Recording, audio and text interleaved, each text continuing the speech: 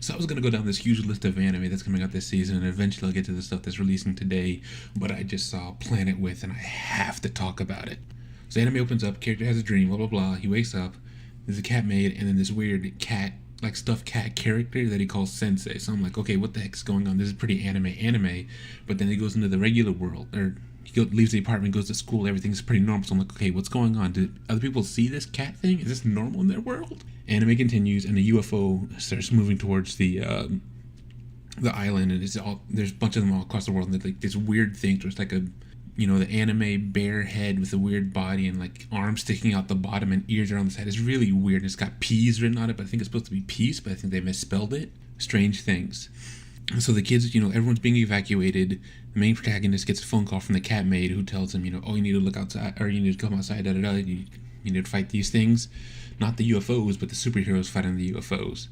What's crazy, that what really got me was telling me, I was like, I feel like this thing's similar about this. And then I see the cat sensei pick up this figurine. I'm like, wait, I've seen that figurine before. Where was it? Lucifer and the Biscuit Hammer. So you're in for a good ride with this show. See, I don't know if you've ever read the manga Lucifer and the Biscuit Hammer, but it's not for everybody, but I enjoy myself with the manga. Essentially, it's about the protagonists not really being the heroes of the story. They want to be the villains of the story. Not going to spoil Lucifer and the Biscuit Hammer, and read it for yourself if you're that interested, but what that means is you're going to get some twists, and it's going to be some gray lines here. And it's not going to be, we're doing the good thing because it's a good thing to do. Oh, I'm so hyped for this show. I'm trying to be more objective about it. What was bad about it? The class representative is the only other character that really showed up importantly in the first episode, aside from the superheroes. But she was kind of annoying, not gonna lie. She kept nagging the main main protagonist. I'm sure she'll show up later in the anime. Hopefully she becomes a better character. We'll see as time goes on. It's hard to describe how much I appreciate this mangaka for making what he made before.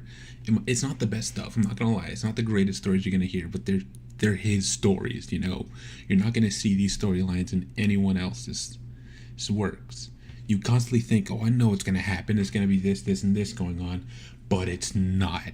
They flip it on you, and they keep flipping it on you until the very end, and you're like, whoa, that was a pretty neat ride.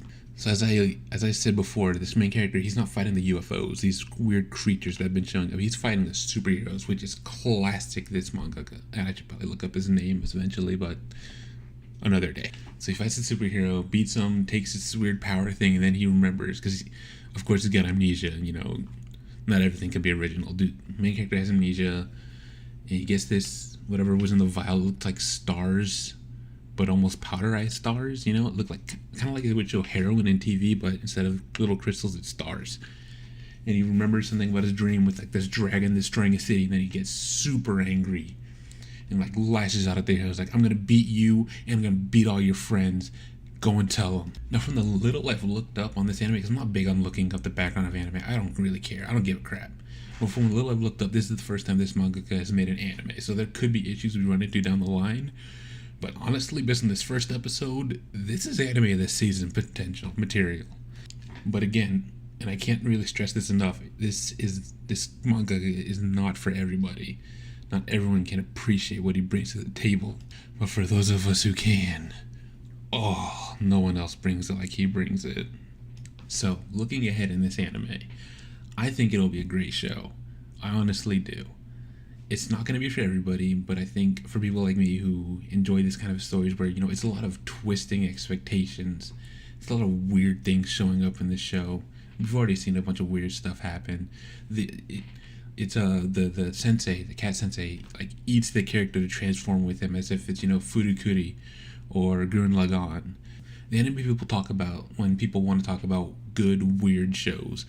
I'm going to be honest with you guys, I wasn't the biggest fan of Furikuri, but I still liked it. I still enjoyed my time. I'd watch it.